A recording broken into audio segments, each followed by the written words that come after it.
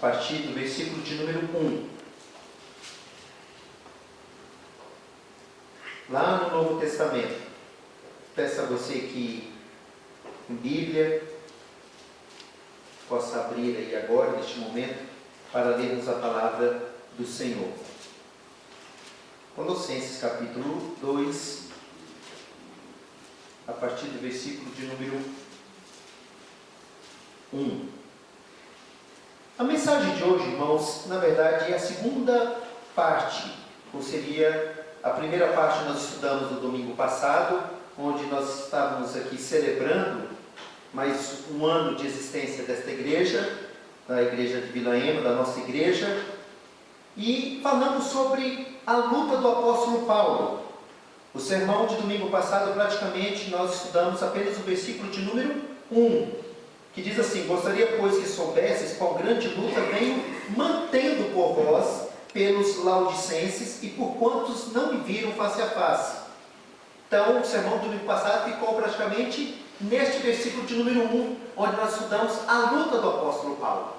E aí, nós trabalhamos aqui a questão que a luta do apóstolo Paulo, que ele fala, ele mantinha. Nós falamos da questão do amor que ele tinha pelos laodicenses e também por aqueles que não conhecia. E vimos também a questão do foco. Ele não perdeu o foco. O foco do apóstolo Paulo era pregar o Evangelho, anunciar Jesus Cristo.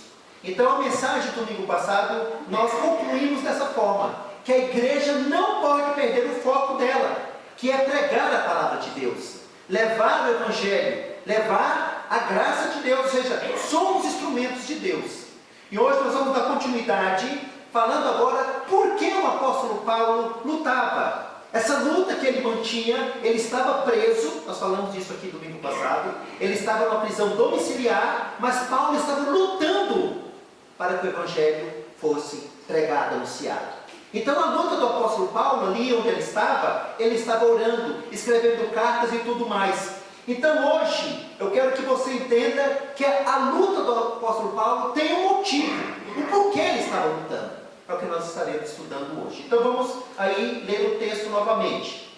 Colossenses capítulo 2, a partir do versículo de número 1, que diz assim: gostaria, pois, que soubesseis quão grande luta venho mantendo por vós, pelos laodicenses, e por quantos não me viram face a face, para que o coração deles seja confortado e vinculado juntamente em amor, e eles tenham toda a riqueza da forte convicção do entendimento, para compreenderem plenamente o mistério de Deus, Cristo, em que todos os tesouros da sabedoria e do conhecimento estão ocultos.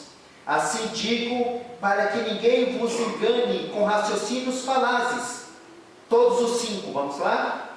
Pois embora ausente quanto ao corpo, tudo em espírito, estou convosco, alegrando-me e verificando a vossa boa ordem e a firmeza da vossa fé em Cristo. Então você observa que a partir do versículo de número 2, o apóstolo Paulo agora, ele vai dizer por que ele estava lutando. E aí o nosso primeiro ponto está nesse versículo de número 2, que diz assim: para que o coração deles seja confortado e vinculado juntamente em amor. Então Paulo estava lutando para que os cristãos daquela época, para que ele estava escrevendo para a igreja de Colosso, que eles fossem confortados e encorajados. Interessante que a palavra confortado vem do grego da palavra parakelo, que tem o sentido de exortar, encorajar, animar corações desanimados. Então, quando Paulo fala dessa questão de confortar, nos leva a pensar do conforto, às vezes, que você conversa com alguém, né? Alguém está ali chorando, às vezes no velório, né? Você também pode trazer uma palavra de conforto, mas não é nesse sentido. Ele está mostrando assim, olha, que cada cristão anime o outro. Porque dentro da igreja, todos nós passamos por momentos difíceis. Às vezes você pode ficar desanimado, às vezes você pode ficar chateado, às vezes você pode sentir algo dentro da igreja que te deixa abatido, e assim por diante. Aí Paulo está dizendo, conforte um ao outro. Se aquele irmão estava firme, caminhando, andando conosco, estava cantando, participando da reunião de oração, estava junto conosco, e ele começa a distanciar, aí ele fala, conforte essa pessoa. Irmão, por que você não está indo mais? Tem sentido sua falta? Por que você não está indo mais na reunião de oração? Está acontecendo alguma coisa?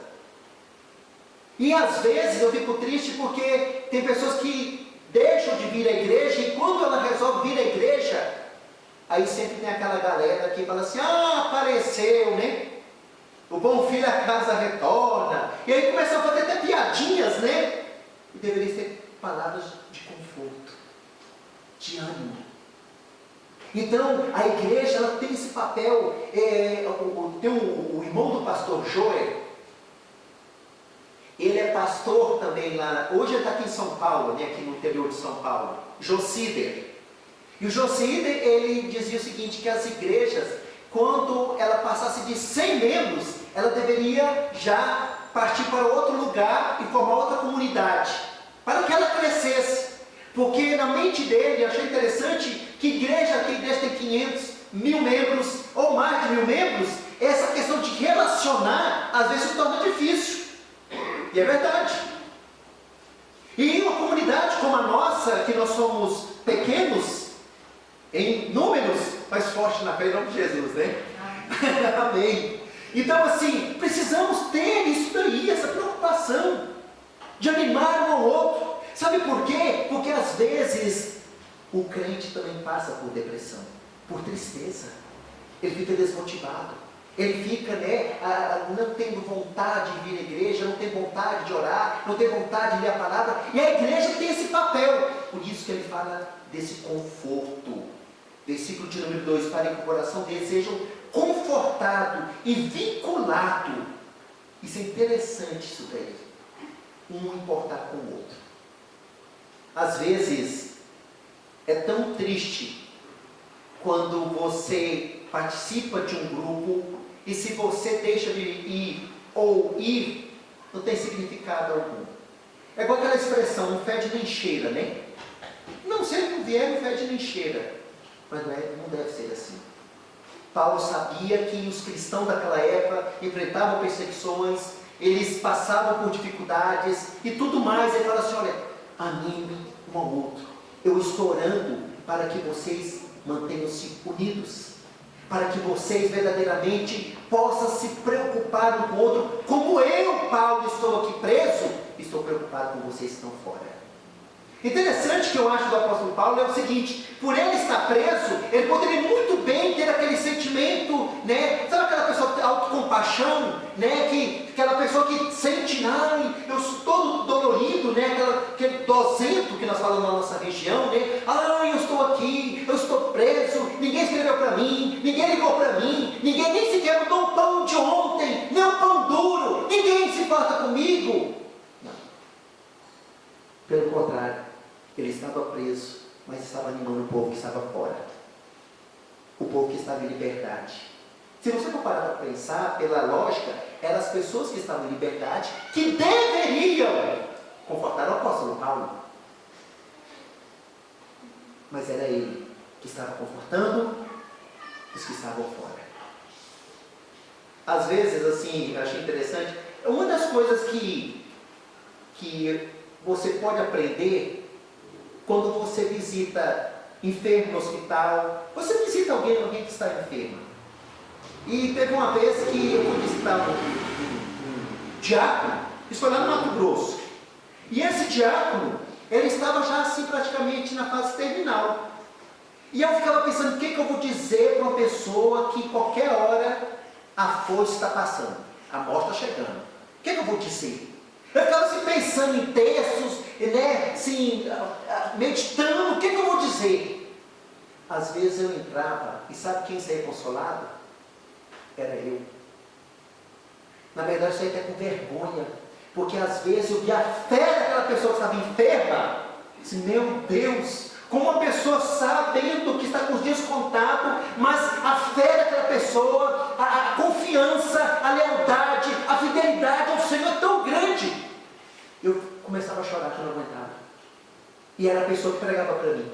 Era a pessoa que me consolava, me confortava. Eu disse, meu Deus, eu não estou no leito da enfermidade, eu não estou com câncer. E essa pessoa que está aqui com câncer nessa vida, ela está alegre. Ela está, né, assim, com a fé. Eu disse, meu Deus, acontece.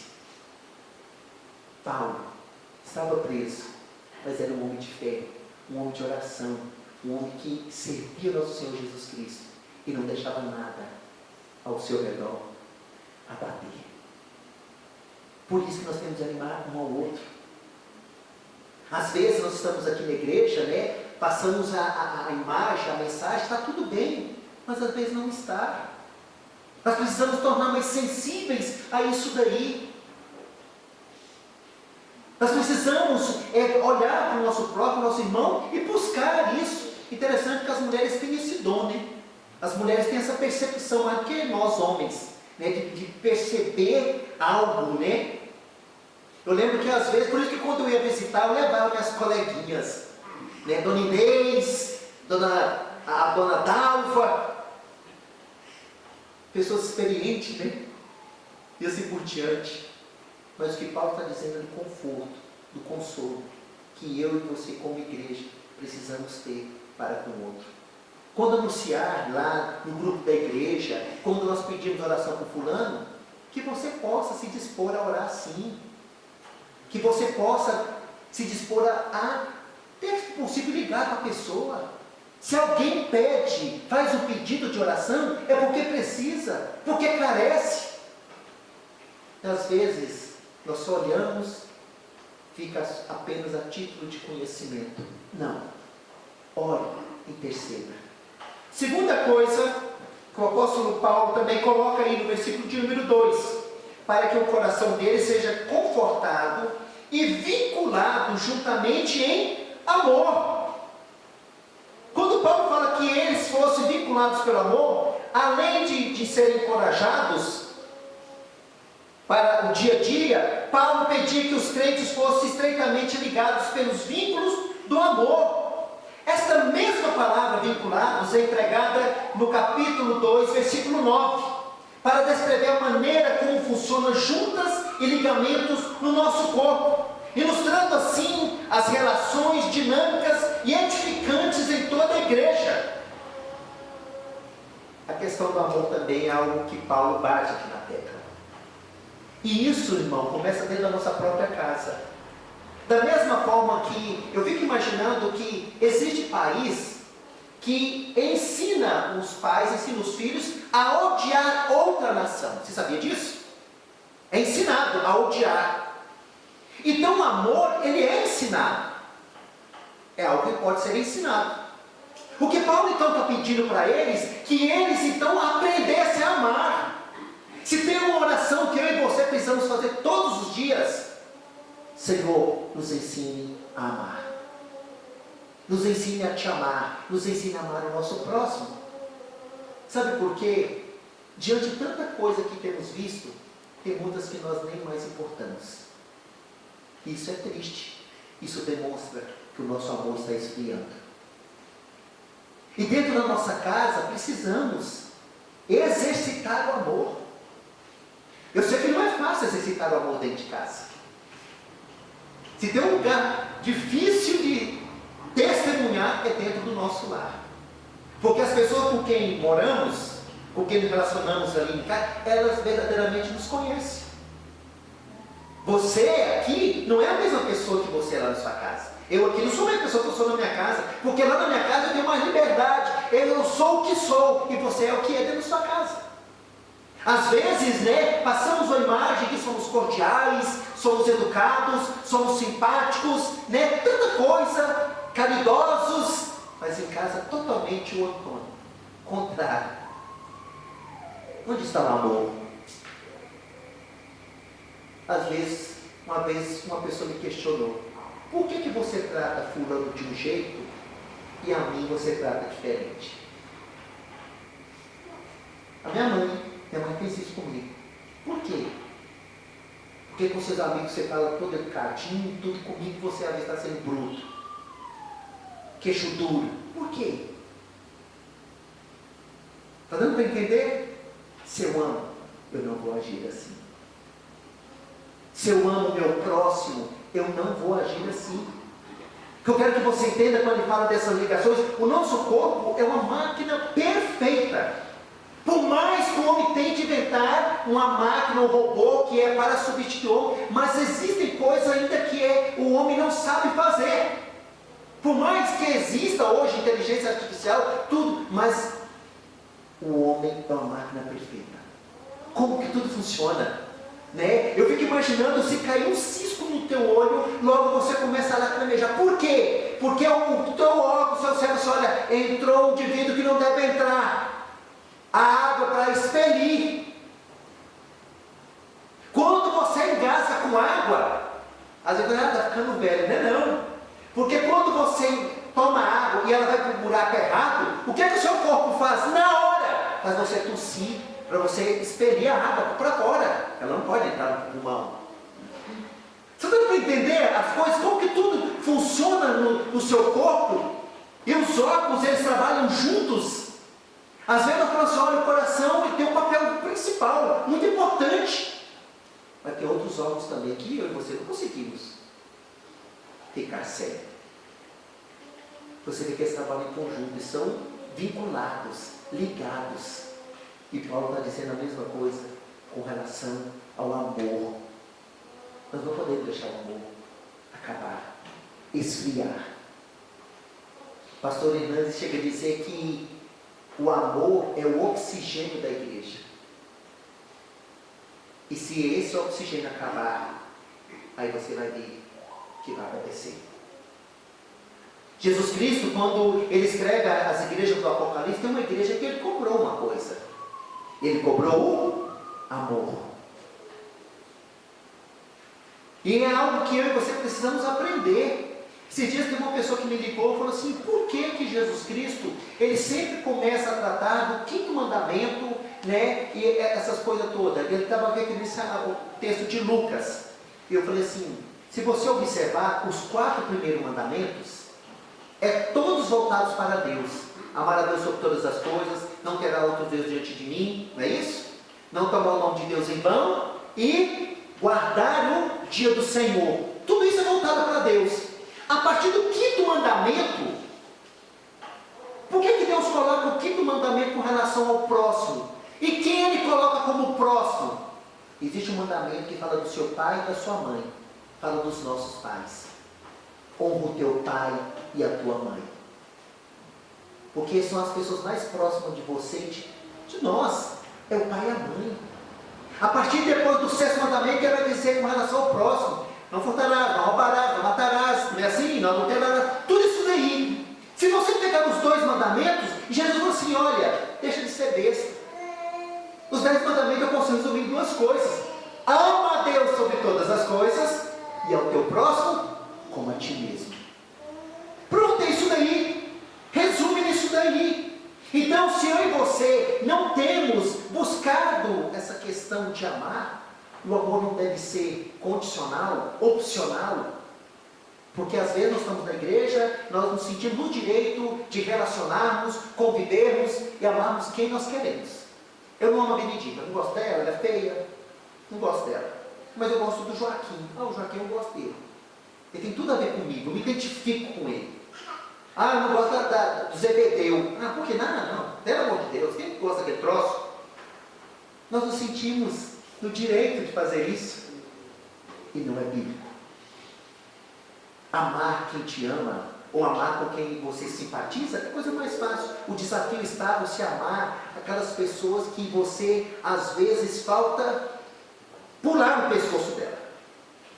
Eu estou falando pular sendo bem leve, que a vontade que der é outra. Essa é a verdade. É uma luta. E eu falo como crente, como cristão igual a você. Eu sou pastor. Você acha que eu tenho todos de igual modo? Não. Porque eu sou ser humano e eu luto contra isso. Tem pessoas que é difícil. Só Jeová na causa. Você tem de orar, jejumar, e mais outras coisas. Mas esse é o desafio. Deus não coloca essas pessoas na nossa vida por acaso, não.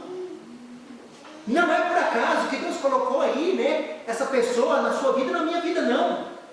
Deus está nos provando até onde nós o amamos e amamos o nosso próximo. Sabe por quê? Do mesmo jeito que eu e você às vezes não simpatizamos, não gostamos de certas pessoas, você vai encontrar pessoa também que não gosta de você. Tem gente que não vai gostar de mim. Agora eu quero mudar o cenário. Deus te ama e Deus me ama. E somos seres imperfeitos. Não há nada em nós, não havia nada em nós para que receber um tamanho amor. Mas Ele nos ama. Isso é importante.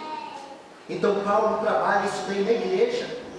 A questão que eu olhar para aqueles que me cercam, a começar dentro da minha casa, a começar dentro da igreja. Por isso que nós chamamos um ao outro de irmão. Por isso que nós consideramos que somos irmãos de sangue, pelo sangue de Jesus. Existem os irmãos que são sangue, irmãos biológicos, sim, da mesma mãe, do mesmo pai, mas existe também uma irmandade. Por isso que você vê os discípulos, os apóstolos chamando os cristãos de irmãos. Porque pelo sangue de Jesus nós somos irmãos. Somos filhos do mesmo Pai. Somos filhos de Deus. Você já parou para pensar nisso? Então eu tenho que amar você. E você vai ter que me amar. Eu tenho a obrigação de te amar. Se eu não estou te amando como convém, eu vou ter que aprender a te amar. Eu vou ter que aprender a conviver com você. Eu vou ter que buscar em Deus para que Ele venha me ensinar a te amar. E que você também possa fazer isso. Pedir a Deus, Senhor, me ensine a amar fulano. E com relação à mudança, né? Eu sempre orava, Deus muda fulano, Deus muda Beltrano. Eu lembro que uma vez, lá em Nova Chavantina, agora eu posso falar muito, né? Esqueci disso. Foi lá no Mato Grosso. E eu passei um perrengue danado com uma família. E eu sempre orava assim, Deus, muda fulano, muda Beltrano. Deus, muda ciclano, muda Beltrano. Eu orava de madrugada, jejuava, tudo isso eu fiz. Um dia Deus falou comigo assim, está precisando de mudança? Não são eles, é você, cara de pau. É você que está precisando de mudar. E às vezes nós achamos que se fulano mudar, eu vou amá-lo. Não, é eu que tenho que mudar. Não é ele não, eu tenho a obrigação de amá-lo. Se eu tenho a obrigação de amá-lo, então sou eu que terei que mudar. A minha visão, a maneira de olhar, a maneira de percepção e tudo mais. Me ensine a amar fulano, porque eu não sei. Me ensine a respeitá-lo, me ensine a considerá-lo, me ensine a ter um relacionamento saudável. Eu tenho que clamar assim, eu tenho que pedir assim. Não é fácil.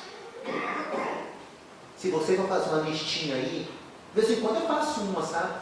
Eu faço e começo a orar. Eu fico pensando, às vezes eu também estou numa listinha de alguém, né?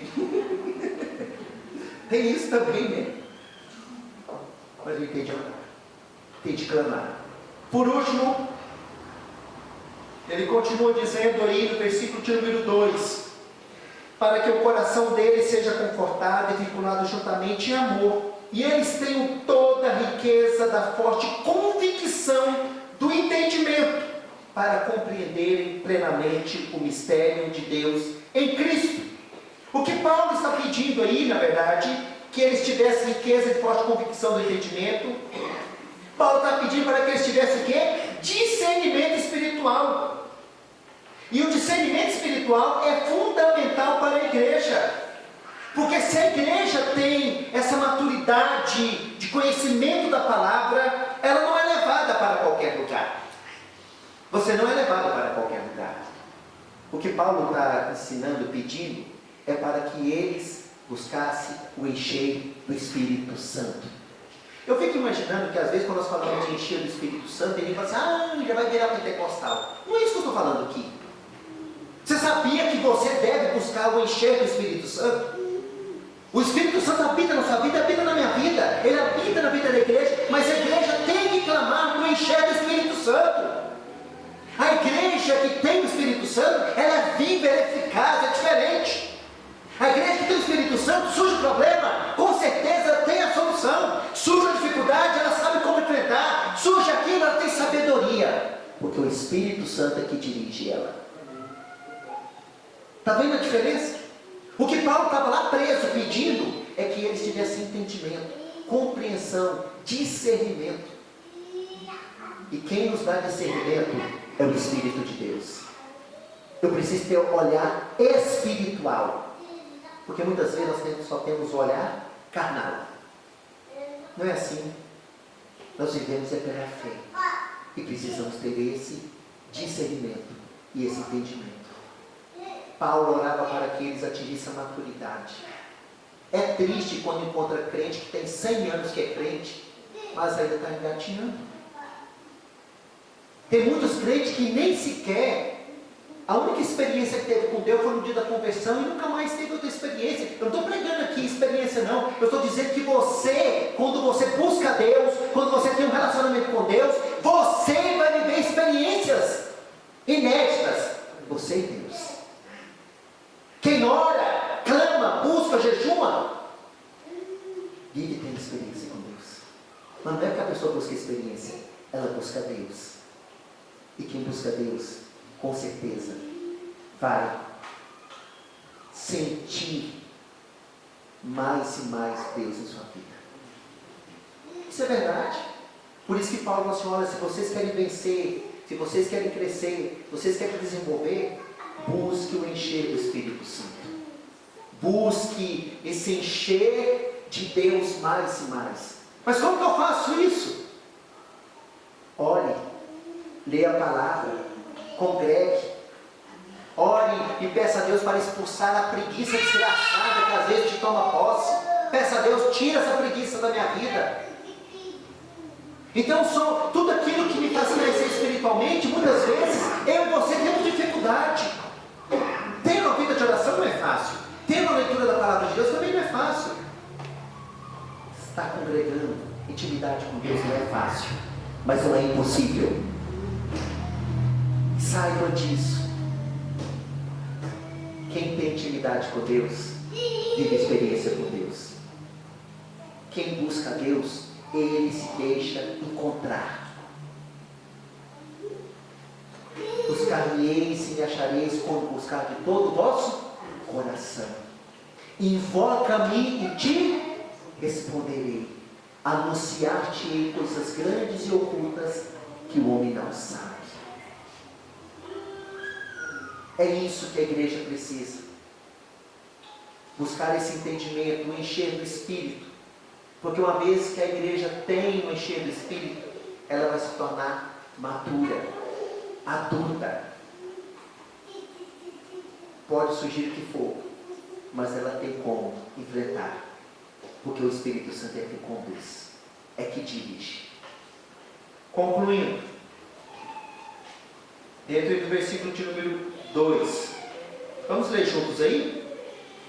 Para que o coração deles seja confortado e vinculado juntamente em amor, e eles tenham toda a riqueza da forte convicção do entendimento, para compreenderem plenamente o mistério de Deus, Cristo.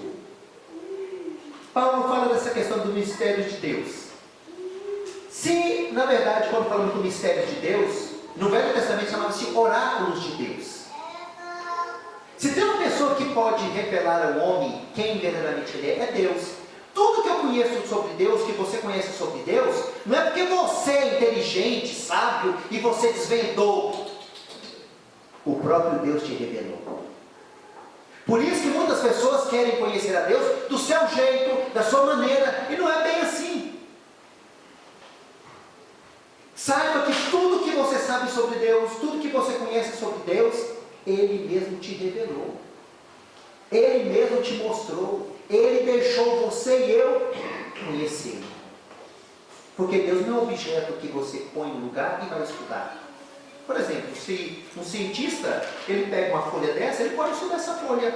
Ele vai esmiuçar, ele vai descobrir de onde ela foi feita, de onde ela... Tudo isso ele pode descobrir. Deus não se faz assim. Não tem como você colocar Deus no microscópio, não tem como você colocar Deus dentro de uma... Todo o conhecimento que você sabe partiu dele. Quando ele fala do mistério, eu quero que você entenda que tudo se revela em Jesus Cristo. Se você for observar, tudo vai culminar em Jesus Cristo. Aquilo que os homens não tiveram conhecimento, não sabiam como seria, eu e você desfrutamos hoje. O Messias veio, o Messias esteve aqui, pregou, anunciou, morreu, ressuscitou, está à direita de Deus Pai Todo-Poderoso. Então, de certa forma, esse mistério que era para os outros, hoje não é mais mistério, porque Jesus Cristo está vivo. E eu devo anunciar isso daí. Por isso que Paulo fala assim, olha, a igreja precisa ser cristocêntrica. É Cristo. A igreja não é minha, não é sua, não é da... Não. Essa igreja, essa comunidade, esse ajuntamento aqui, pertence a um homem. Pertence a Jesus, que é o Senhor da igreja. O que Paulo está mostrando para a igreja de Colossos, fala assim, olha, o mistério de Deus já foi anunciado até vocês. Vocês receberam esse mistério. Vocês agora têm Jesus Cristo. Então, cabe a vocês agora andar nesse mistério. Jesus Cristo. Exemplo, é guia, é Senhor, é Salvador, é amigo, é tudo isso. A igreja precisa então passar esse mistério para outros, levar a outros. Mas às vezes, irmãos, o que tem faltado no nosso meio é união. E se tem uma coisa que o diabo trabalha muito dentro da igreja, é a desunião. Ele semeia isso daí. Para você ficar com raiva de um, ficar com raiva de outro, não simpatizar com um, não simpatizar com o outro, você brigar com um, brigar com o outro, e assim por diante. Interessante que não precisa ter ninguém lá de fora, não. Às vezes nós brigamos entre nós mesmos aqui. Existem momentos que nem o diabo fica até de longe olhando, e os crentes estão se matando. Como nós vamos levar esse mistério, se não há união? Como nós não podemos levar Jesus, se nós, na verdade, não vivemos esse Jesus? Então, como igreja, eu e você precisamos avaliar isso daí. Será que dentro desse grupo, ou dentro da igreja de Cristo, eu estou caminhando de maneira certa, correta? Com Cristo? Com Deus? Eu estou me sentindo peixe fora d'água? Eu tenho que fazer essa avaliação. Paulo estava preso. Ele tinha uma convicção que ele era servo de Jesus Cristo, escravo de Jesus Cristo. Ele era um homem que deveria pregar o Evangelho. A igreja precisa entender isso, que nós somos servos de Jesus Cristo. É um privilégio para mim e para você termos Cristo. É um privilégio levar Cristo para as pessoas. Não faça isso como um fardo pesado, não faça isso como algo assim, tão ruim, não. Mas faça isso com amor, como um privilégio que Ele colocou na sua mão e na minha mão. Pregar o Evangelho, sabe quem gostaria de pregar o Evangelho? Os anjos. Eles anelam por isso daqui. Mas Deus deu essa incumbência para você e para mim, para a igreja dele, levar Jesus aonde ainda não tem. Que a nossa igreja possa despertar para isso. Que nós possamos voltar para o nosso foco, o foco que Jesus Cristo estabeleceu. A igreja tem que levar o Evangelho. A igreja, ela é a porta de salvação. A igreja é a luz do mundo. A igreja é o sal da terra. Nós precisamos voltar para isso e entendermos isso. Porque se nós não entendermos isso, nós vamos ficar igual barata tonta. Esse é o nosso foco. Anunciar o Evangelho. Que Deus ricamente nos abençoe. Vamos orar? Pai, no nome de Jesus Cristo, neste momento queremos colocar as nossas vidas diante do Senhor. Aqui é uma comunidade, uma igreja que faz parte da igreja invisível. Eu não tenho dúvida disso. Senhor, que esta igreja, a igreja de Vinaema, ela não venha perder o foco. Ó Deus, nos desperte, toque em nós para voltarmos para o foco, que é anunciar o Teu Evangelho, anunciar Jesus Cristo. Que essa igreja, ó Deus, possamos nos importar um com o outro. Nos perdoe, ó Deus, esse pecado, por sermos omissos, de não importarmos um com o outro. Nos ensine também a amar, ó Deus. Que possamos amar de fato e de verdade. Longe de nós fazermos acepção de pessoas. Longe de nós, ó Deus, odiarmos as pessoas que nos cercam. Trabalhe isso no nosso coração. Com relação a Deus, a maturidade, caia por terra toda infantilidade. Caia por terra, ó Deus, tudo aquilo que é carnal. Mas que essa igreja venha viver de maneira espiritual. Que nós possamos buscar o encher do Espírito Santo. Que nós possamos buscar o encher mais e mais do Senhor. Que possamos ser igreja matura, adulta. Igreja que verdadeiramente, ó Deus, sábia, para enfrentar toda essa crise que estamos vivendo, toda essa situação que estamos vivendo. Longe de nós toda imaturidade, longe de nós toda desunião, longe de nós toda contenda, toda briga, toda falsidade, toda hipocrisia, mas que venhamos ser cristãos verdadeiros e autênticos. Que essa igreja possa cumprir o papel dela aqui neste bairro, aqui neste local, aqui nesse estado.